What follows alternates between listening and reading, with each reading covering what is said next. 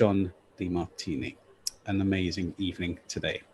And I'm so glad that he's tuned in from Houston, from where he is in the US today in his midday to join us. So if you're here early, we'll be with you in 30 seconds. John Demartini. And there we have it, sir. Wow, what an epic conversation we're having. Today is the Empower Hour show live here with Salam Radio in the UK and myself, Sukhi Wahiwala, and the Inspired Tribe across the globe. For anybody else who's tuning in from all over the world, the Americas, Europe, Africas, and Asia, welcome, welcome, welcome. If you're listening on the local application on the Salam Radio app, please welcome once again. And if you're watching straight live on our YouTube channel, which is Sukhi Wahiwala Official, welcome once again. Today is episode 68, and I'm kind of starstruck, to be honest with yourself. I'm sitting here talking to an amazing mentor of this world, a philosopher, a thought leader, somebody whose name goes into the Hall of Fame of the greats of this world and this time that we live in today. It is none other than Dr. John Demartini. He was introduced to our world, or personally to myself, by two of my very close friends. One is a sister of mine. Her name is Manmeet Chowdhury, who works very, very closely with the Demartini Institute. And also the second, and so we owe this communication and connection with her. And obviously Am Gola, which is our direct PR agent from Abstract PR. And finally, Jatinder Palaha, who is a very close, very, very younger brother of mine, who we have many, many conversations together with this journey. But I'm not going to take up any more time, because whoever's watching this tonight knows the history and the sheer strength of conversation with none other than Dr. John Demartini, our legend this evening. So I'd love to welcome you to episode 68, John. Well, thank you for having me. I'm looking forward to it. Thank you. Thank you. If it's okay with yourself, John, may I address you as John for today? Whatever you would feel would be appropriate, that's fine. Thank you very much. We've got a vague sort of a flow for this interview, and actually our local community, the Inspired Tribe, people follow us across the globe. We have people in all continents, so it's really, really wonderful that we've got one of my, such an adored individual, somebody I look up to as a very senior trainer in this world. John, is it okay if we just go a little bit into your journey of your past? Because obviously it goes 42 years plus, 47 years, sorry, plus. That's older than my age. So, I couldn't even dream of understanding that journey. How did life start? How was John Demartini before he was a doctor? Well, when I was a child, I had learning challenges. Wow. I was told in first grade that I probably would never be able to read or write, never be able to communicate, not go very far, not amount to anything. And I ended up dropping out of school, left home when I was 13, became a street kid, and made my way out, hitchhiked out to California from Texas when I was 14. And 15, I went to Hawaii to surf. I was a surf lover.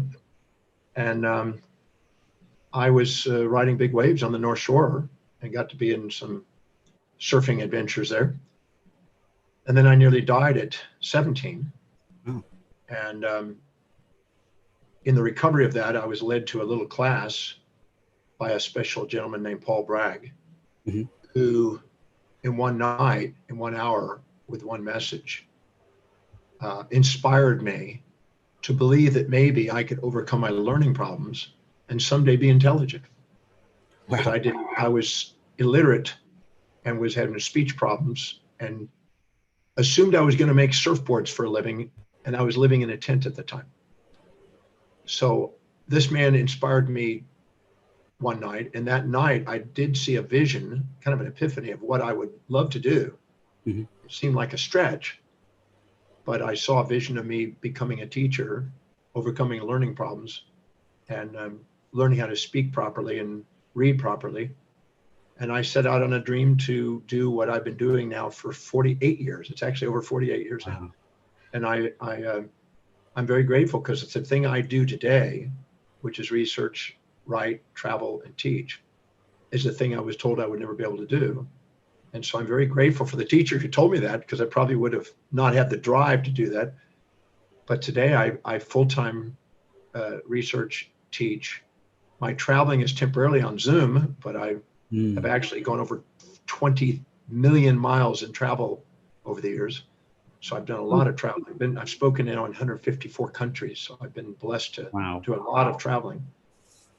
And I just can't think of anything else I'd rather be doing but to research about human behavior and share insights that I've picked up with people to help them do something extraordinary with their life. That's what I love doing, and that's what I do every day, 7 days a week. That is just beautiful to hear. Such a great achievement of 20 million miles. Wow. And also 154 countries. This is just wonderful to hear. And I hope this is genuinely inspiring everybody who's listening tonight. The one question that I've got that comes up in my world, we're doing this a slightly different style to what I usually interview because of the character and the legend I have in front of me. It's yourself, John.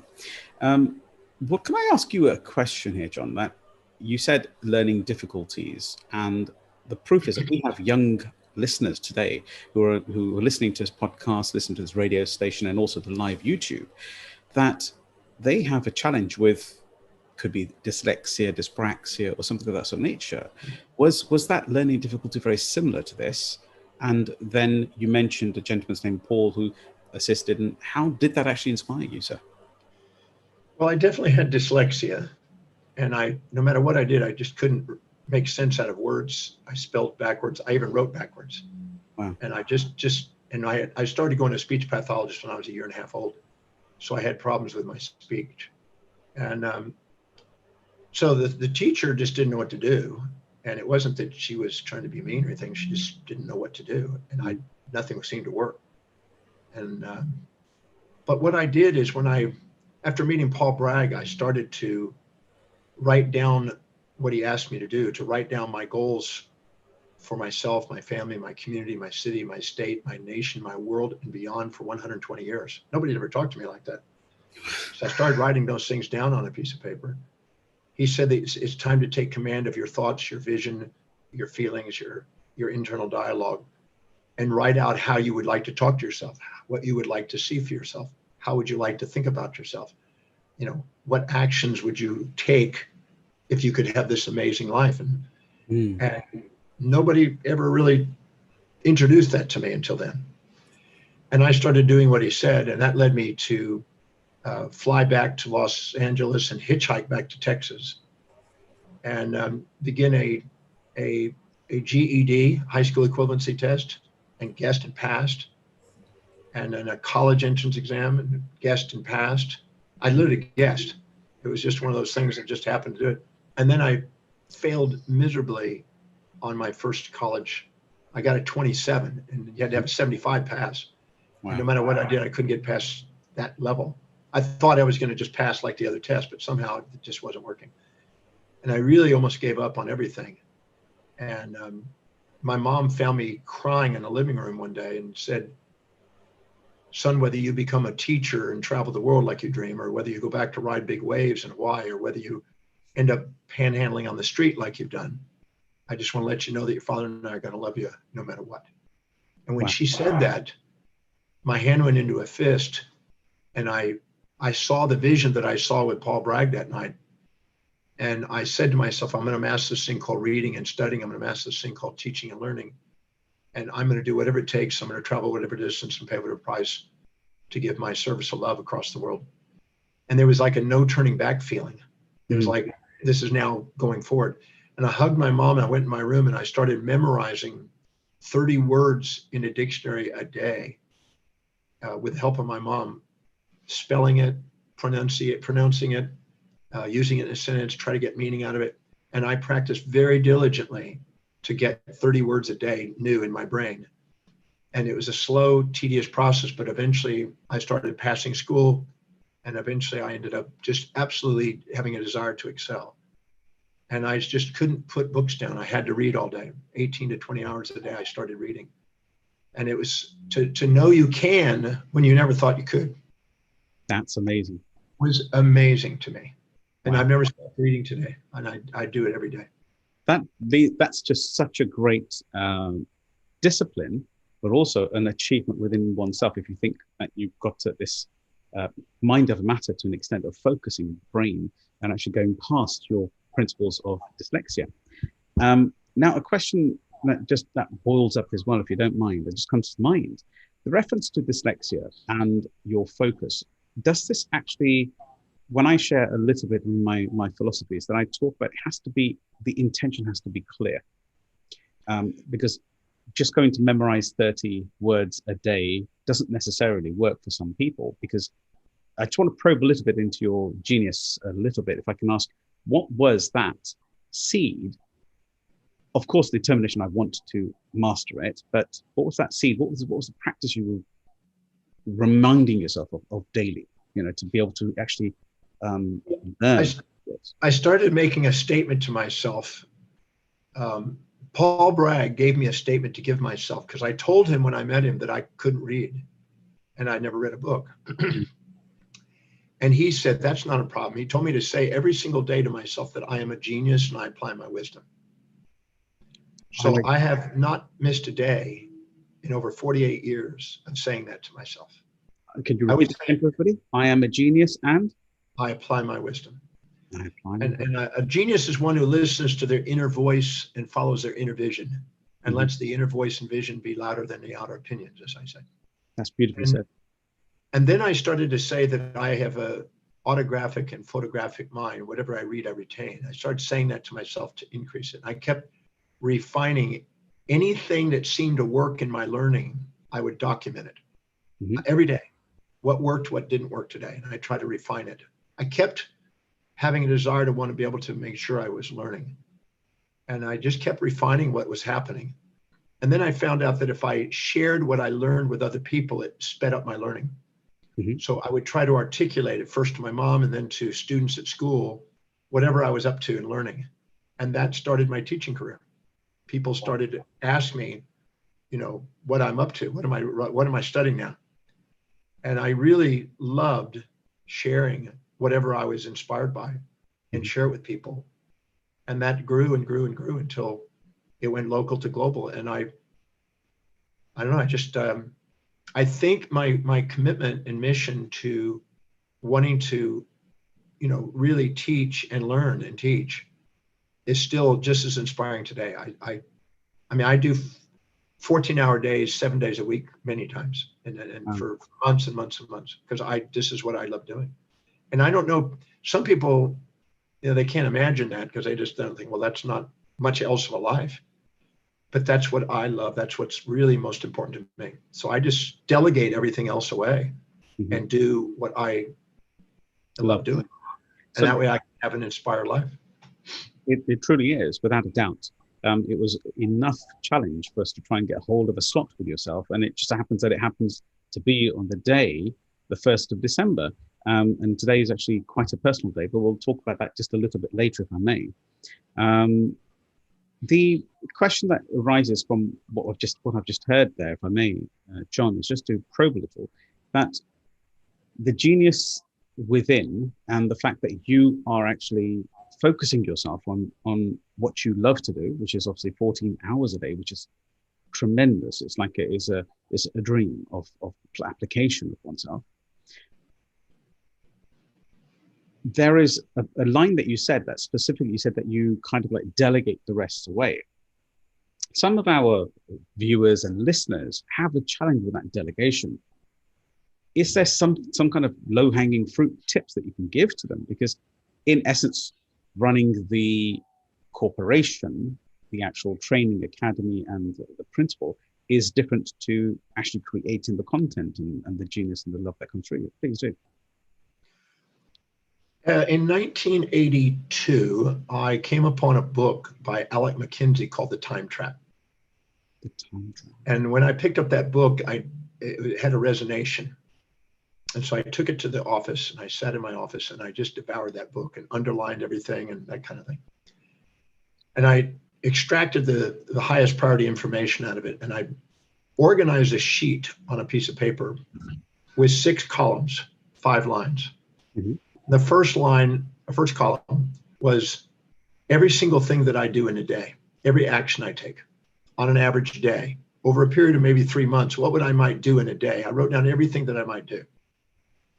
In the second column, I wrote down, what does it produce per hour? How much service and provision does it make for people, enough for them to pay? So what is the productivity per hour of each of those? And some things were not being paid at all. I was doing, I wasn't getting paid for it. Others, I was getting paid handsome for it. Mm-hmm. And then I reprioritized that list to look at what was the most productive thing I could be doing with my time. What served the most? Next column, third column, wrote down how much meaning does it have? So that is, how much does it serve me? How much does it inspire me to do? And I summarized that on a 1 to 10 scale, and I reprioritized that list. And I looked at where was the most meaning and most productivity and prioritized that list. Then I went to the next one, is how much would it cost to delegate that? Every cost, not just their salary, but every single cost, depreciation cost, training cost, parking cost, everything. How much would it cost to get somebody to do that to the same standard I would do it? How much would it cost? The next column was how much time is spent. Mm-hmm. And the final column is the final prioritization. And when I would delegate it and look at what it would cost to delegate it, I looked at where the biggest spreads were between what it produced per hour versus what it cost per hour. And I prioritized that. When I got through that, I then divided that entire list into 10 layers. And I packaged job descriptions out of each of those layers and hired people to do them layer by layer until I was freed of anything other than the most productive, most meaningful, most profitable thing I could be doing with my time. Love it. And it was such a liberation to not have to be doing things that really I would rather hire specialists to do that love doing it. They do a greater job than I would, because I'm not really into it. I'm really into what I do. And it was that simple exercise. And it forces you to be accountable to serve people, to be remunerated, to be accountable to make sure you're doing something that solves problems, fills needs, serves people, to earn the income to pay for the delegation. Wow. And that was liberating, and it freed me up to do the life I have today. So that's just wonderful. Could I just double check on that again? So you got 6 columns across the top, and then under each one of those activities, you then layered them away from yourself. In essence, if it was something to do with, let's say, the simplest of tasks is raising an invoice, isn't it?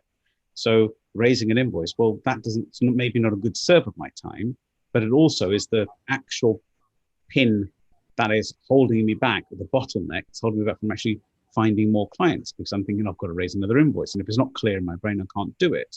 So you would then look at, let's say, raising an invoice, and you'd put down every layer of conversation with raising an invoice, like creating the parts queue, getting it right, et cetera, and then sending the email, making sure the payment's coming in. And then you'd find somebody to do that particular job for them, do for that job at layer at a time. Is that right? Is that my understanding correctly? Yes, because anytime you're doing anything but what's highest on your priorities, you devalue yourself. Mm-hmm. And when you devalue yourself, so does the world. Mm-hmm. So I learned not to do low priority, desperate things. If you don't fill your day with high priority actions that inspire you, it gets filled up with low priority distractions that don't. Mm-hmm. And it distracts you from being momentum building and inspirational. So I don't waste my time on those things. I hire people that would love to do those things so I can be free to do what I'm inspired to do. I'd love that. So just to repeat myself, so that if you don't fill your time up with high priority actions, it will be low level distractions that will happen. Exactly. Wonderful, wonderful. So we're going to get even more out of you yet. So this is wonderful to hear. So in connection with when a person finds themselves in these scenarios, you actually have lots of trainings where you can actually help people and delegate, move them through there. There's always, I train a little bit about psychometrics, and I understand that until the inner self is understood, we can sit there till kingdom come looking at for urgent, not urgent, important, not important tasks, but somehow we just don't get them done. You've got a product which is called the Value Determinator. So could you just tell me a little bit about that? Because this is the key to unlocking one's self, one's knowledge of self, the genius within, isn't it? Well, I found that each individual has a set of priorities, a set of values, things that are most important to least important in their life that they live their life by. Not all people are conscious of what that is. And many people think they know what it is, but when you actually go down and look at what their life demonstrates it is, it's not always what they fantasize it to be. So I have on my website a value determination process, which is asking very precise questions to take a look at what you objectively are demonstrating in your life, not your fantasies about how you wish it would be, because I don't find those productive. I ask people, how many of you want to be financially independent? Everybody puts a hand up. Yeah. They ask them, how many actually have a growing asset base that's accumulating on a monthly basis? And they go, because they really have a value on spending money on depreciables and consumables instead of buying assets. So what people say they want and what they actually demonstrate are not always the same. And so I put together a system to filter out the BS and to get into what is really what their life is demonstrating is important to them, so they can structure their life by real priorities, not assumed priorities. Mm-hmm. Wow. So that's basically getting people to actually genuinely act upon what they say they want to do. And actually, well, their integrity and their congruency, the moment they get clear about what that is and they structure their life around it, they immediately get more congruent, more integral. And they end up, because of the walking of their talk, they start building momentum and they're having achievements. And they do incremental growth instead of start, stop. Oh, I think this is important, and then I give up on it. Many people say to themselves, I can't stay focused. Why am I not disciplined? Why do I keep sabotaging? And that's only because what they say they want is not really what's the core of what they're committed to. And knowing yourself and being yourself is the key to loving yourself. It's an old proverb. It's true. That's wow. That's just so deep. And so I hope that's really helping the Inspired Tribe and everyone's listening to us on Salam Radio. This is just, it's a treat above everything else as well. So just one more thing, if I can, Dr. Demartini, is just to move you towards kind of like a significant moment in your life. I know we talk about when Paul Bragg was actually involved in your life and he turned it around. But at what point did you actually realize, you mentioned 1982 being a significant year, but is there any significant year that you could just turn around and say, this is what really changed the momentum in my life? For example, running a global organization and becoming an international phenomenon as you are, and a legend. Well, I think just meeting Paul Bragg was a major one. Mm-hmm. When I was hitchhiking through El Paso, Texas, when I was 14, on the way to California, I was confronted by cowboys in the street because I had a headband on and I was a hippie surfer kid. Mm-hmm. I got confronted by cowboys and I had to go through a near altercation. And a guy on the street came up to me and thought the way I handled it was amazing. And he came up to me and asked if he could buy me a Coca-Cola. So I had this Coca-Cola with this guy on the street. And then after I had this drink with him, he asked me, did I finish the drink? I said, yeah. He says, then I want to teach you something. Mm-hmm. And I was a little hesitant about just following this guy down the street, but I followed him. And he took me to the downtown El Paso library and he sat me down at a book table, at a library table. Went off to the books and got 2 books and set them down on the table. And the 2 books were Plato and Aristotle. Wow. And he sat me at the table and he says, there's 2 things I want to teach you, young man, and you have to promise me you'll never forget it. I said, yes, sir. And he said, number 1, never judge a book by its cover. He says, because it will fool you. You probably think I'm some old guy on the street, but I'm actually one of the wealthiest men in the world. I have everything that money can buy, cars, ships, planes, businesses. I'm not what you think. And then he said, and then he took my right hand and he stuck them on top of the 2 books.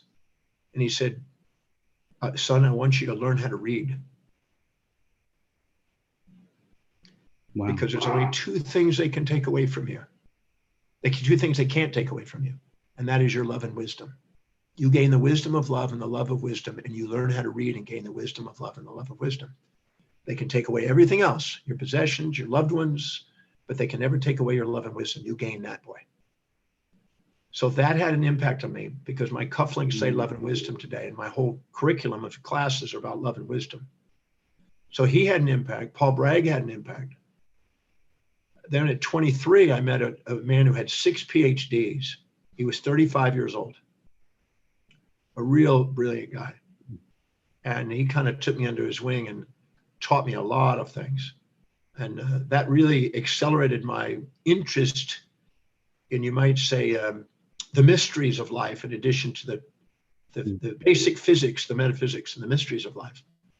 And it put me on a quest for understanding the grand organized design, if you will. And that he had an impact on me. And he told me that whatever you see in other people that you admire or dislike is always a reflection of you, because there's nothing missing in you. And that is really important to realize. At the level of the essence of the soul, nothing's missing in us. At the level of the existence of the senses, things appear to be missing. But the things that appear to be missing are the things we're too proud or too humble to admit that we see in others inside ourselves. Wow. And when you finally have reflective awareness and realize that everything around you is a reflection, and introspect and honor that and own all sides, you can actually balance your perspective, be authentic, and not put on facades. And that was liberating. So that gentleman had an impact. I also had another doctor who became an impactor, who had a seminar business that had thousands of people attending. And I got to be kind of a right-hand individual and study under this man. And then over the years, there's been thousands of great books by great minds and Nobel Prize winners and great philosophers and great theologians and great mystics, like Guru Nanak, for instance. All of these great minds, you can't put your hand in a pot of glue without some of that glue sticking. And so I've been partaking as much as I possibly can in reading the great classics, the things that stand the test of time through history. And so there's been many mentors, and they've all had an impact on my, my processes. That's just so beautiful to hear, the way that you've got so many mentors, and you've consistently grown with each mentor and taken something to bring into your own world. That's a very humble way of seeing the world, and I thank you for that. The conversation you were having a moment ago with reference to your soul being complete, it's actually, you touched on Guru Nanak. You just mentioned him. Guru Nanak being, if anybody is unaware, is the founder of the Sikh faith, and he's the first guru. Guru meaning teacher, not God. And he also is actually, when this is going live currently right now, it's on the 1st of December 2020, but the 30th of November, which was yesterday, was actually his 551st birthday celebration across the globe. Surprising that you mentioned his name, so it's really wonderful that you brought that up. Thank you. One of his key teachings that he shares within the prayers that I recite every morning, as well as a baptized Sikh, in specific, is about that you are God's light, and God's light is complete within you. So you need nothing else. You just need to yourself, and that's just reflected in what you were just sharing there. So beautifully said. This I just want to touch something, if I may. This sort of like leads me to God's light and being within, and then also something specific. Remember, I mentioned it earlier that this is the 1st of December is actually the anniversary of my mum's passing into the light. She left us in 2018, 1st December, sadly. So one of the things that I'm actually wanting to bring to the conversation is that your take upon the light, and I suppose I'm touching on the mystic conversation, the depth of your knowledge. What happens? What would you suggest happens next, and what sort of, anybody who's feeling any bereavement in this day and age, what solace could they take from this conversation, please? Well, I've been blessed to teach a program called the Breakthrough Experience. The Breakthrough. 1,115 times around the world. And in there, we take individuals on Sunday afternoon, usually, somebody that might have had a passing of a parent or loved one or spouse or something. And we go in there and we have them make a list of everything that they perceive is now missing, that they're grieving the loss of. The bereavement is the loss, the grieving is the result. And make a list. And believe it or not, we find out when they actually get it down and really get really clear and concise on it, sometimes it's only about 10 or 12 things that they've actually are missing. Maybe their hugs, the way they spoke to them, their advice, their connection, their their strength or their encouragement, whatever it may be. And we really break it down to what that is. And then we look at the moment they pass, who emerges in their life. Because it's like when the door shuts, the window opens. Who emerges in their life to bring that new form of that, like a transformation. And have them make accounting of it to show the form that it is until it's quantitatively equal. Then we go and make sure that we're not infatuated with the trait, because if we infatuate with the trait, we grieve its loss more. If we actually have a balanced and real objective view of the trait, we calm down some of the grief. So we go in there and find out the legitimate downsides of that behavior, because there's benefits and there's drawbacks. We find the downsides and calm down any infatuations, because sometimes when people pass, we make fantasies about them and torture our own grief. Then we find out the benefit of the new people that are coming in. And then when we finally get those balanced, there's a feeling that there's a transformation, not a gain or loss. It's not a loss, it's a transformation. And all of a sudden, they suddenly have their heart open and they feel the presence of the same individual right there. And they close their eyes and they begin a dialogue of anything they didn't get to say, anything they didn't get to say thank you for. And they just feel the presence.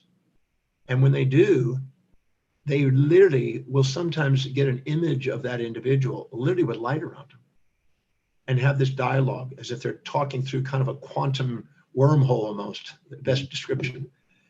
And they'll feel the presence and they'll do it. And all of a sudden they'll feel a love, a presence, a clarity. And when they finish this, they're not feeling grief. They're feeling an honoring of the transformation and a realization that if they really are not infatuated, but they're really in love with the individual and feel really present, they have access to that domain and that spiritual domain that's never really dies. It's an essence that doesn't have a death process. I like to think of it as there's a mortal component of us that's dust to dust, and an immortal component of us that's light to light. And when the second we equilibrate the mind and have equanimity of the mind and get really present with somebody, that accesses the transcendental component. And we don't have a loss of that. We have a presence of that. And so that's why you can communicate in a sense in your heart with somebody you love and feel their presence. And it transcends the grief. And then we have to get past the judgments we had about the individual that we were infatuated or resentful to, which was kind of the mortal component. And the second those are really loved and balanced, then we don't feel the grief and we honor them. Because nobody, when they pass, really wants to see somebody grieving. I've not seen anybody. They want them to see their life fulfilled. Go on and do with your life. So to me, the love of them and the presence of them and the gratitude for them and the inspiration of what they've contributed to your life and the thankfulness back is the key to transcending the grief and feeling the realization of that immortal soul or light that's really ever present. That's just beautiful. And it is the truth. That's the reality that we're understanding, the transcendence, the transference you were talking about specifically there, and how an individual can then move on in their day-to-day life with that person being present within them. The key that I really wanted to touch on a little bit is how would, if I can just say infatuation, another way of seeing is kind of like obsessed with that loss to an extent. How can somebody self-identify that is the case with them? Because sometimes I can be having a discussion with some of my siblings, etc., and they've taken certain elements of that infatuation, that obsession to an extent, with the memory of the person who's deceased, and they don't see that they're seeing this version of it. Does that make sense, Dr. Demartini? So just to clarify. Yeah, what happens? We have in our brain certain chemistry, and there are pleasure centers like the nucleus accumbens in the amygdala that is involved in dopamine, serotonin, enkephalons, endorphins, oxytocin that are attraction and impulse towards and are signs of infatuation and seeking. And you got also opposite compounds, substance P, osteocalcin, cortisol, norepinephrine, testosterone, which are the pain avoiders. if we are conscious of the upsides and unconscious of the downsides, we're drawn impulsively towards them and seek, and we fear their loss. It's because it's like prey. We fear the loss of prey because we will die of starvation. And if we perceive the downsides and we're conscious of the downside but unconscious of the upsides, we're going to fear their gain, and we're going to fear the predator eating us. So we have a very, very subconscious or subcortical area of the brain that's involved in seeking and avoiding. But if we balance that, really balance our perceptions, not infatuate, not resent, not fear the loss of or fear the gain of, but actually transcend it by a perfectly equilibrated mind, true objectivity and equanimity, which is actually honoring the individual as they are, not as we fantasize them to be or nightmare them to be, but actually balance it. The fear of loss disappears, the fear of gain disappears, but the presence appears. In that transcendent state, where we're not attached to the things we infatuate and resent that occupy space and time in our mind, we now are present with them, and we literally extract out space and time from the mind and become present. That transcendent state is reproducible, duplicatable, but as long as you have the fear of loss of something, you're going to grieve its loss because you have an infatuation with it. When people that you are, if you have a boyfriend or a girlfriend and you're highly infatuated, you're afraid somebody will take them away. Yeah. If you're highly resentful to them, you hope somebody takes them away. Yes. So so if you balance them, whether they come and go, you give them freedom. And people want to be loved for who they are for both sides and have the freedom to be who they are. So when you actually love somebody in unconditional presence, they are never gone. They're present, and there's no perception of gain and loss, and there's an honoring of their transformation. Because I'm not convinced that human beings are limited by their physical structure. I think their presence can be present. Guru Nanak is present in the hearts of millions of people around the world, regardless of time and space. And I think if we love somebody from that perspective, we will honor their passing. Because otherwise we're comparing what happened to the fantasy we think it should have happened. And who are we to know? Absolutely. So honoring the moment and being present and actually appreciating and loving that individual liberates us from the animal behavior that holds us into the dualisms instead of actually activate the present. The duality. But this is such wonderful conversation. Can I just connect this with something you said a moment ago with reference to, I suppose, seeing your own failures and faults within somebody else? Actually, we tend to see that person who's passed into the light as the solution to a problem that they think they can't get over themselves. Is that right as well? Because sometimes I find people getting themselves caught up and saying, my life is over now, I've got nothing else left for me. And actually they start to block out where they either go towards the light or they go towards the dark. And they start to block out what they really truly have. And touching on what you said a moment ago with being present in that moment, is this something that they can help themselves with? And I know they can come onto the courses and deliver, but are there any sort of low-hanging tips that they can go through just to bring themselves in the presence and starting to love? I produced a little book called A Heart of Love. The Heart of Love. On relationships. And then there's a chapter on bereavement and grief. And it's a little 4-step process an individual can follow. Please. I've been doing it since 1984. I think we've calculated 3,590 something clients we've taken through the grief process. Yeah. We did a study at Keio University last year and demonstrated the significance of the exercise. And it's not that hard. It's just doing it. But our paradigm in our society about how people are supposed to grieve has a lot to do with it. There's a lot of cultural things. Because in 1976, I was down in El Salvador, and I was down in La Libertad, El Salvador, and I ran across a big parade-looking thing. And so I said, "¿Qué pasa? What's happening? What's going on?" And they said, "Well, we're celebrating the passing of our mayor." And it was a celebration. It was color, and it was party and feasting, and they were burying the person.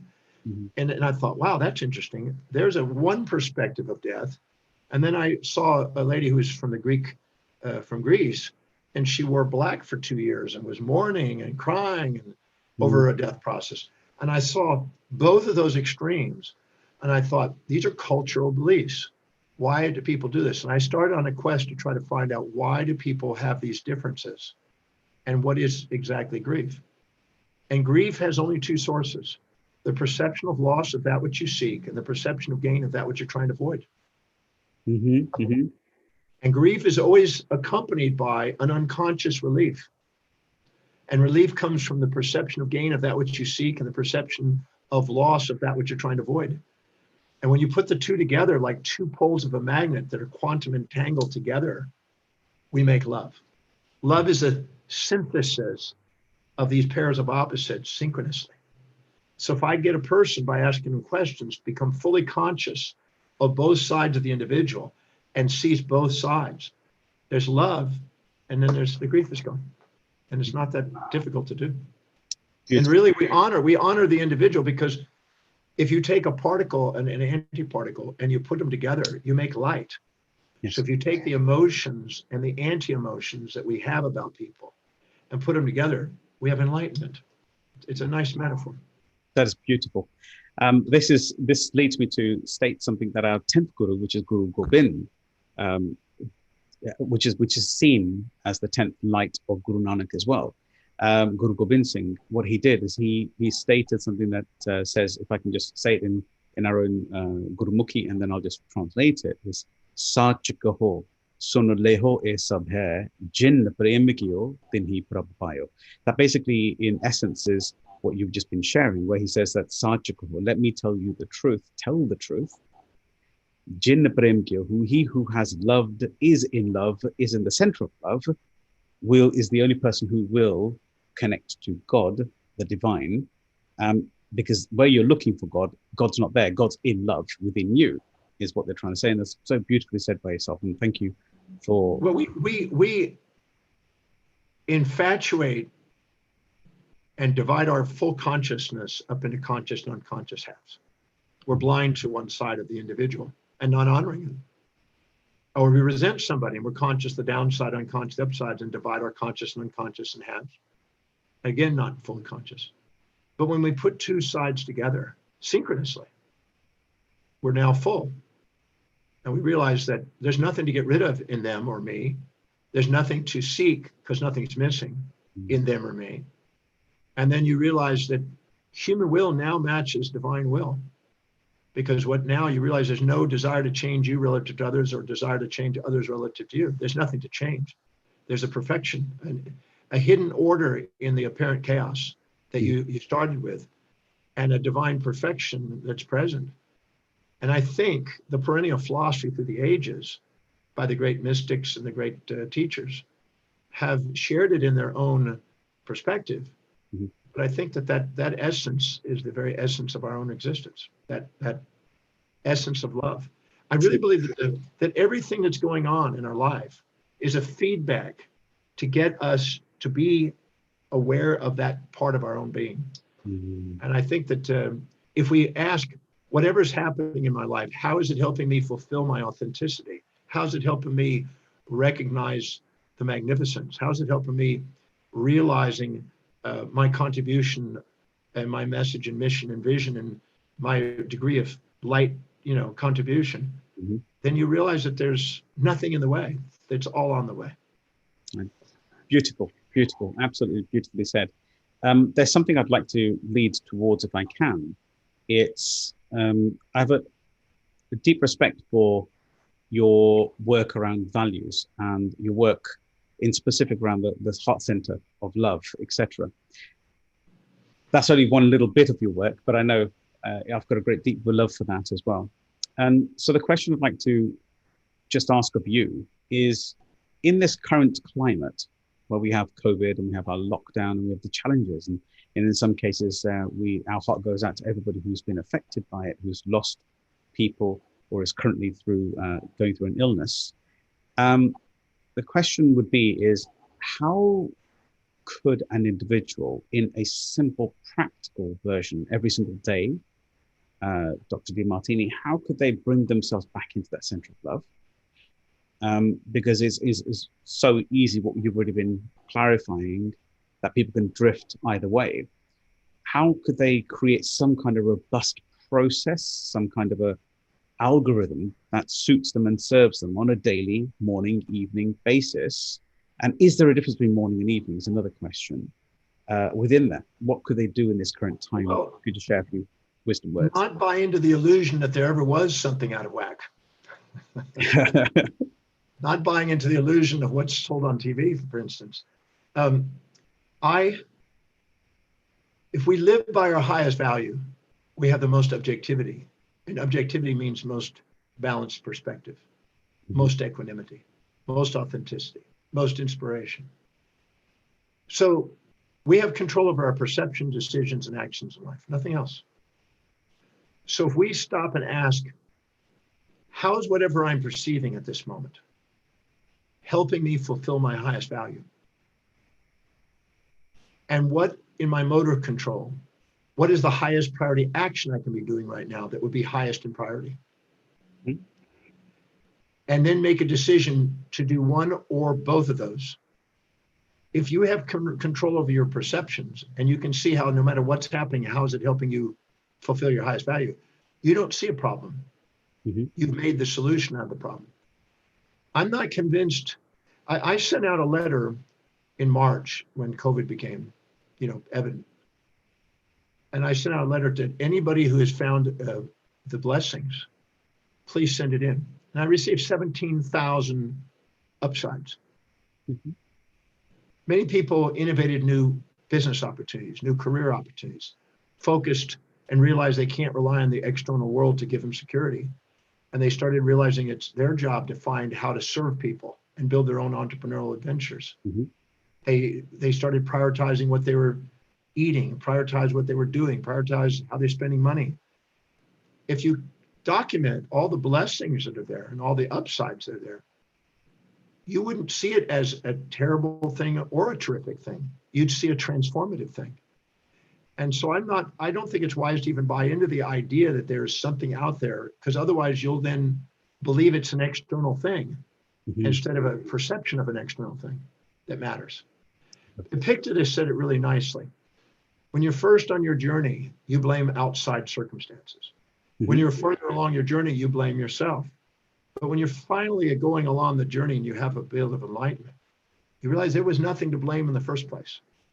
It was just an order that you didn't see. And once you see it, you're grateful.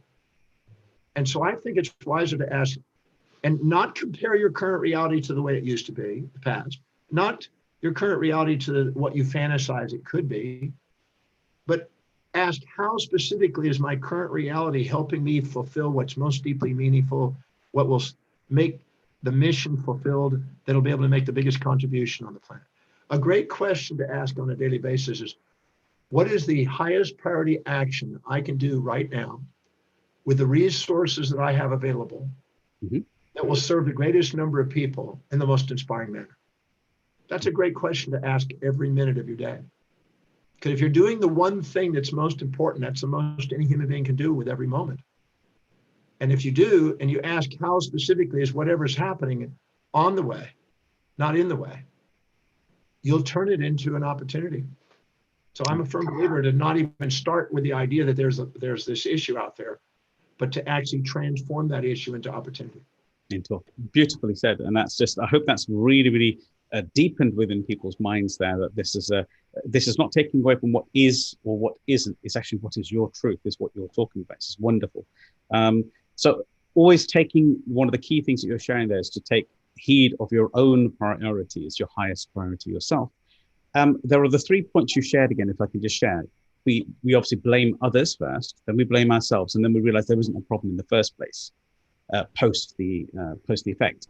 But there was 3 other points you mentioned earlier as well, just before that. And it was, could you just repeat them again, if you don't mind, just for the audience? About the only things we have control over are perceptions, yep. our decisions, and our actions.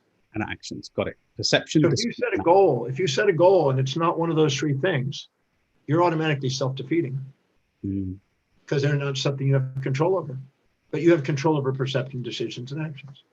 So make sure you set objectives that are congruent with your highest value, and make sure that you master the art of prioritizing your perceptions and actions, and then making a decision, which of those are you going to do? Change your perceptions of reality or change your actions towards reality?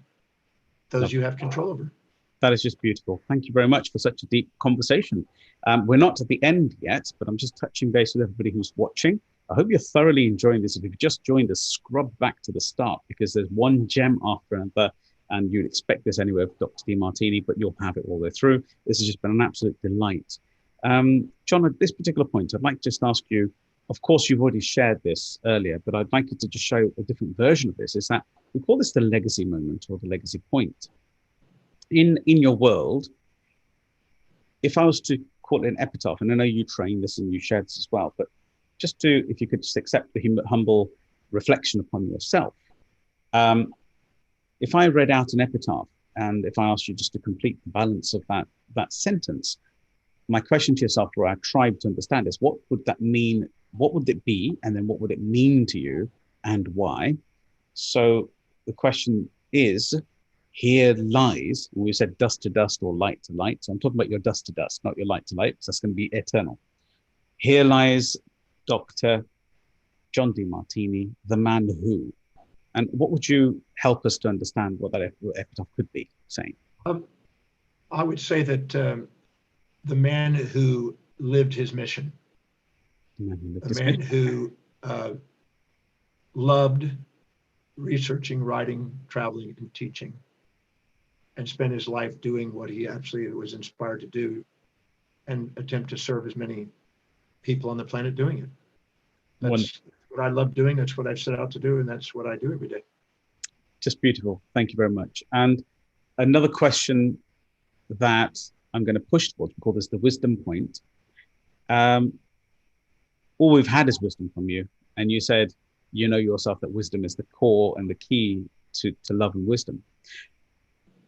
What wisdom quotes could you share, and just evolving a little bit? We've got another 5 minutes, there's plenty of time, just to give people a bit of a pick-me-up and get them right, and significant stuff that helps you personally as well. Well, I tell people to say to themselves, no matter what I've done or not done, I'm worthy of love. Because the only reason why you're not loving yourself is because you're comparing yourself to somebody else with a different set of values. And you're depreciating yourself, or you're comparing somebody else to your own values and depreciating them. And whether you depreciate yourself or them, they're one and the same. And so anytime you are not honoring the magnificence of yourself and them because of comparison, we're not here to put people on pedestals or pits. We're here to put them in our heart. They are reflections. And we have to own the hero and the villain inside us, both sides of us, if we're going to master our life. And when we actually embrace both sides, we can't do anything but love ourselves. So no matter what you've done or not done, you're worthy of love. And compare your daily actions to your own highest values, not somebody else's. And do what you can to live by priority perceptually and in action as often as daily, and watch what happens. And give yourself permission to shine, not shrink, and to do something extraordinary, not ordinary. And give yourself permission to be authentic, because believe it or not, even though you may get ridiculed or opposed for being that way, eventually, if you stay with it, you'll be respected, and you'll exemplify what's possible and give permission for other people to do the same. Beautiful. So give permission to shine. Wonderful. That's absolutely wonderful. I'm just in awe, and it's a wonderful conversation. I truly would like to thank you on behalf of myself, Sukhi Wahiwala, our inspired tribe, all the people who follow us tonight. There's been a few shout outs, but obviously I don't see them on this because it's a live performance.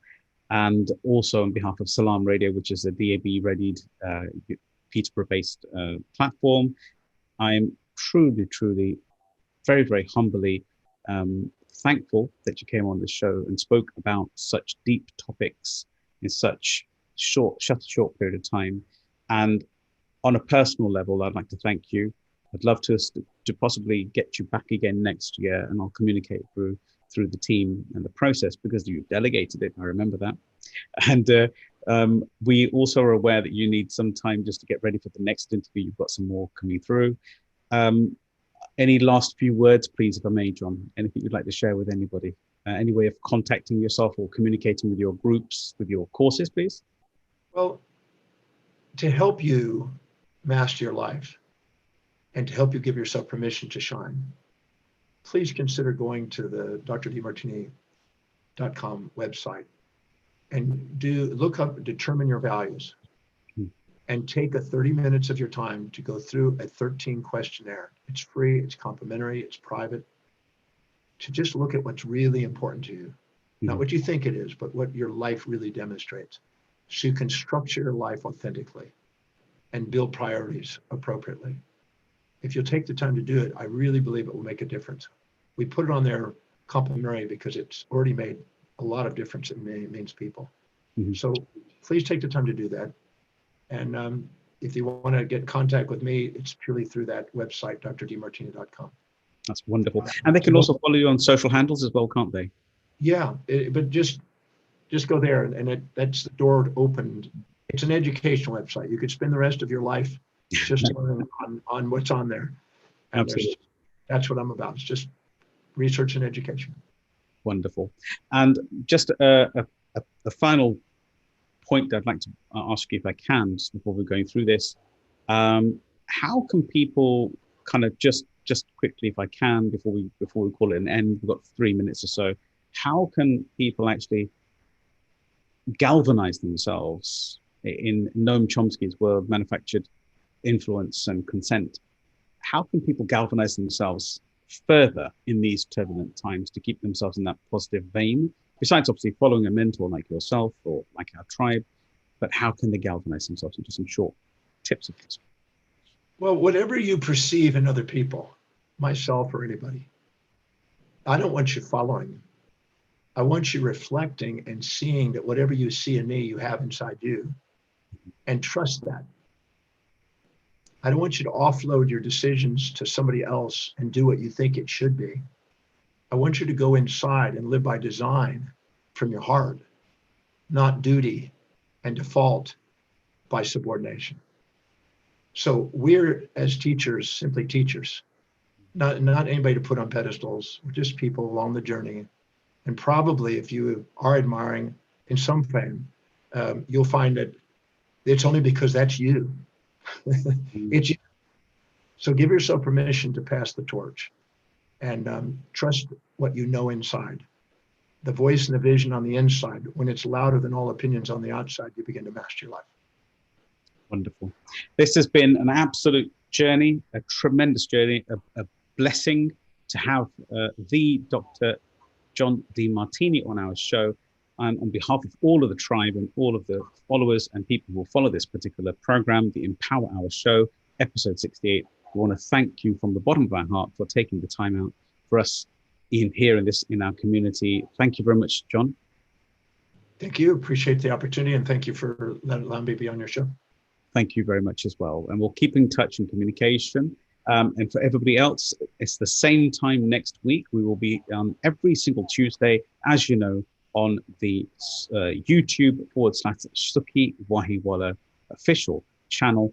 And we will be on the Empower Hour next week, Tuesday, between 7 o'clock and 8 o'clock again. Once again, John, on behalf of the whole of our tribe, we want to humble ourselves and thank you very much for being the light for this evening in sharing our thoughts, in your thoughts. Thank you.